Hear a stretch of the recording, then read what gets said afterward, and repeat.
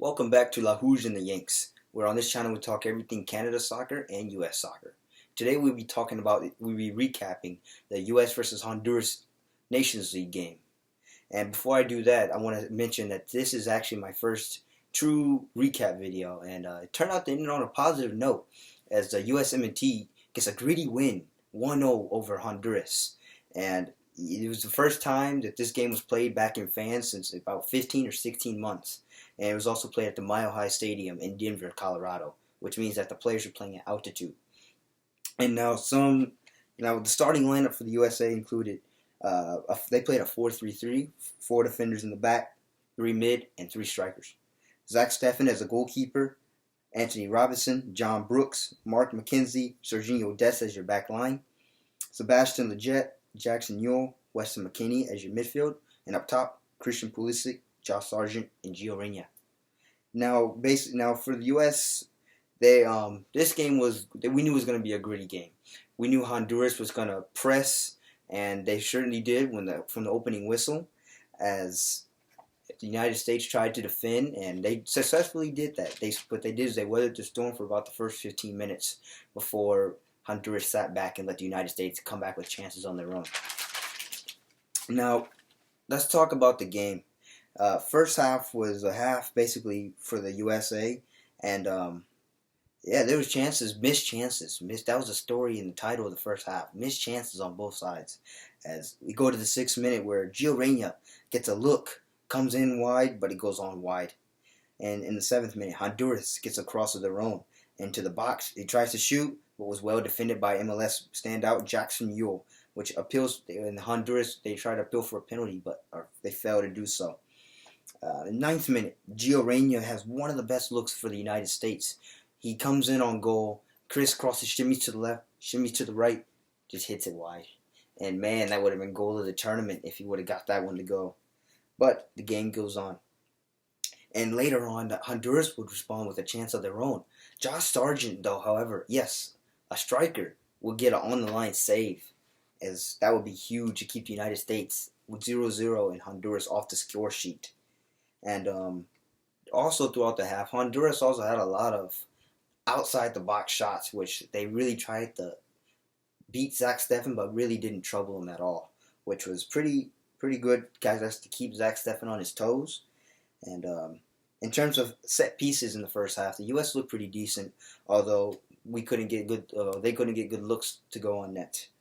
In the 17th minute, there was also a nervy minute for the United States, though, as Christian Pulisic tries to play a ball back to Zach Steffen, but it almost gets picked off by Honduras striker Robert Elise, and thankfully Zach Steffen's able to clear that one out, but it hits off Albert Elise's elbow and thankfully wide. Now, if that would have hit off his chest, that could have been 1-0 Honduras easily, but it wasn't. And then we go to the 30th minute. Sargent has a great headed look on goal, but it's saved by the Honduran keeper. And then that's halftime. It goes 0-0. Honduras and the United States both have missed opportunities here, which could easily result in a 1-1 or even a 2 or high scoring game at the half. But it wasn't. Game halftime at 45 minutes. Then we go to the second half in 50th minute. Honduras comes out strong. Honduras has one chance with on goal, but Zach Steffen comes on huge, just 1-on-1. Albert Elise is on net, but it's saved by Zach Steffen, the backup Man City keeper. And then in the second half, also Honduras' set pieces also started to drop in. They all started getting good looks, but were unable to finish. And they also, I think the altitude also started kicking in for them too, as we started to see a lot of Honduran players dropping in injuries, and the stretcher came out about 6 or 7 times, and that could be altitude fatigue or just maybe true injuries that they weren't used to. They haven't played together in a long time, although they did play with Greece, and that ended up being a 2-1 win for Greece. But maybe Honduras just wasn't used to playing at altitude for a while, but yeah, they had a lot of players go down in that. And then we go all the way to the 89th minute, where basically Jordan Siebatcheu, he comes off the bench and gets a game winner. A beautiful ball comes in, and it looks like Brendan Harrison's going to tap it in, but no, he leaves it for Jordan Siebatcheu. And Jordan Seaweed just heads it to the top right corner. Honduran keeper can't save it. And that turns out to be the game winner for the United States. And boy, oh boy, if he did not come up huge, the United States would have been looking at going to a shootout with Honduras, which Honduras, that was their whole goal. They were trying to play for a shootout, but it didn't quite work out in their favor. And then the USA advances to play the winner of Mexico and Costa Rica in the inaugural Nations League finals. Now, let's talk stats. The United States outshoots Honduras and 10-7 on shots. Shots on target, each team had 4 each. Possession-wise, the USA also wins the possession battle. Passes, Honduras 255 to US 477. US wins the passing battle. Pass accuracy, 74% for Honduras, 83% for the United States. The United States also wins the pass accuracy. Fouls, 14-11. Yellow cards, 3-2. No red cards. 1 offside for Honduras and none for the United States. And 3 corners to Honduras to 4 for the United States. So set pieces. They were really big in this game, but neither team could really get that finishing touch on that set piece, which would have been vital for Honduras especially. But that goal, I want to talk about the goal for Jordan Seaweed. He comes off the bench, and my first thoughts, I was nervous the whole game. In the beginning of the 70th minute, I was nervous. I was like, where is Giannis Musa? Because Giannis Musa was also available, and he didn't start. They were starting Jackson Mule over the English-American standout, which England was really fighting for, over Giannis Musa. But for some reason, I guess Greg Berhalter wanted to save him or didn't put him in. And that was really getting me nervous because I wanted to see him play. And I knew he would be a standout after watching the Switzerland game. He really added some momentum, but I guess Berhalter was thinking otherwise. But he doesn't play this game, but maybe he'll play in the finals. We don't know. But one guy does come in, Jordan Seaweed off the bench, and he is crucial as he gets the United States' game-winning goal to avoid them from going to a shootout with Honduras. And that's huge as a cross comes in. And it looks like I thought Brendan Neris is going to hit it, but he does a shimmy or a dummy and then leaves it for Jordan Seaweed, and Jordan Seaweed just heads it to the top right corner. Keeper tries to save it. He gets no luck. And it sends the United States, the whole stadium, into a frenzy. And he gets stormed. And the United States were able to just see it out for the last 5 minutes of extra time or stoppage time. And they go through to the finals, which this was a much-needed win for them especially. And yes, they had to win this game because they're trying to fight for a trophy, and especially after going out disappointingly to Trinidad and Tobago in their World Cup qualifiers in 2018, they had to make a statement win, and this was good. This is pretty good. I was pretty nervous, but it turned out to pretty all right and worked in their favor, and that's pretty good. We'll see what they can do in the finals against either Mexico or Costa Rica, and they're playing right now as I speak. And let's talk about the good for the United States. So, in terms of shots, they look pretty good in the first half, although could have been more clinical. They were more clinical, especially that Reina chance in the 7th minute. Oh, man, that could have been arguably the goal of the tournament. And, that was huge. And we also got to talk about the impact of the fans. Fans first time having fans in the stadium. Oh, for 15 minutes, that had to make an impact for the United States. As after going from Switzerland to playing only 100 fans to now playing 33,000, a limited capacity, that was huge for them. Especially in the 89th minute, kind of gave them a momentum boost. And throughout the game, even you can hear the USA chants and even the American Outlaw sections. And I think that really gave them the boost they needed at the end, especially to gut one out against a defensive, tough Honduras team. And that was good.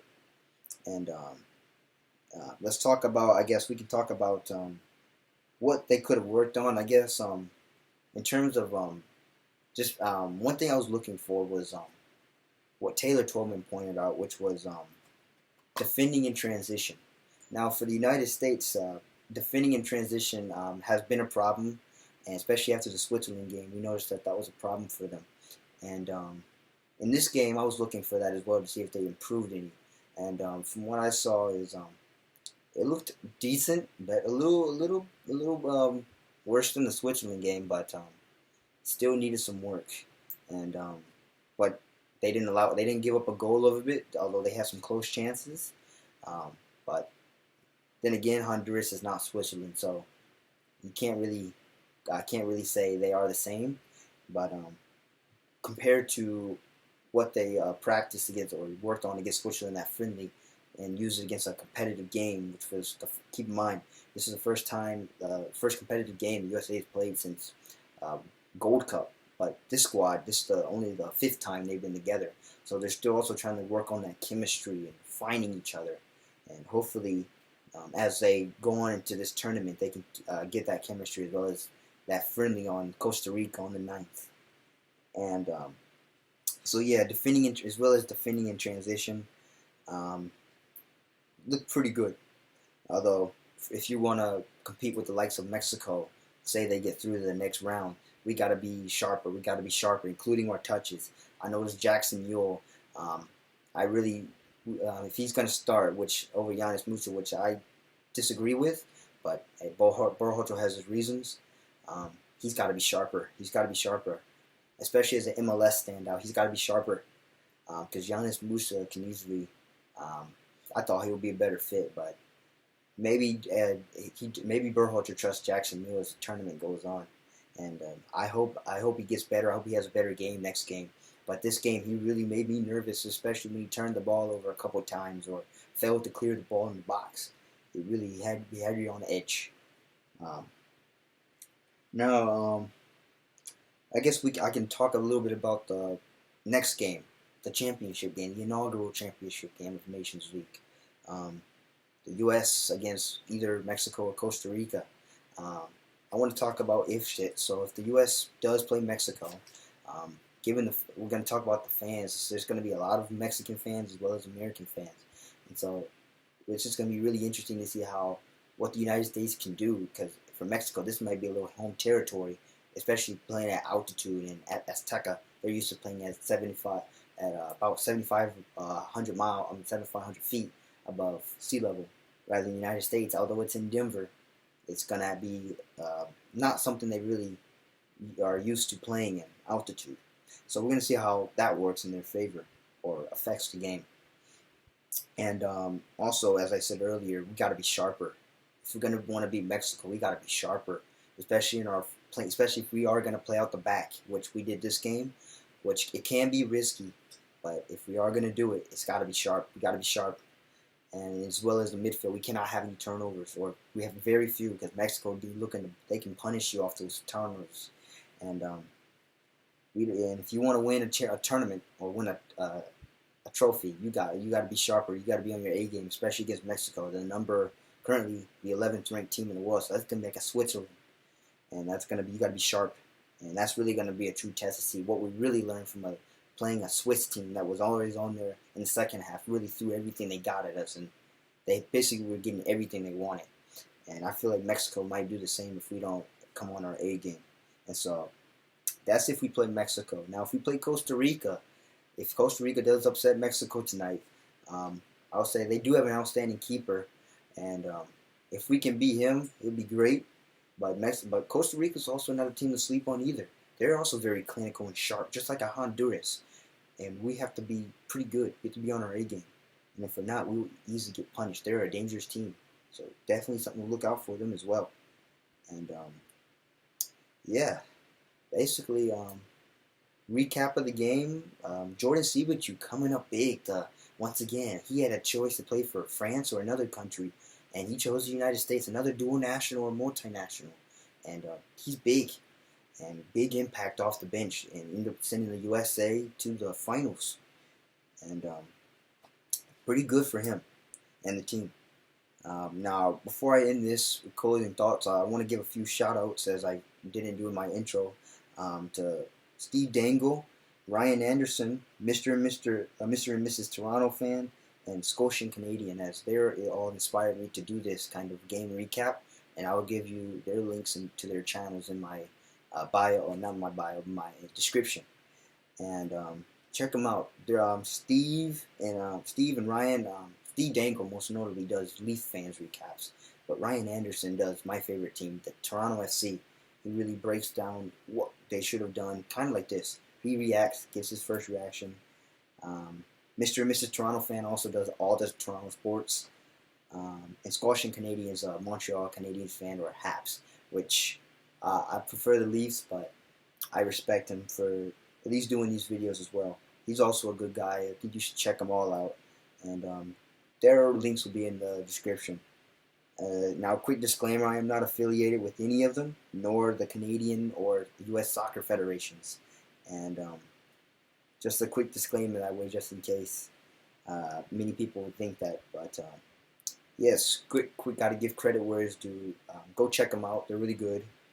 And yes, for the United States men's team, nervy moments, but another gutsy, gritty win, which is what they needed. We knew it was going to be gritty. We knew it was going to be gutsy, but no matter how ugly it is, a win is a win.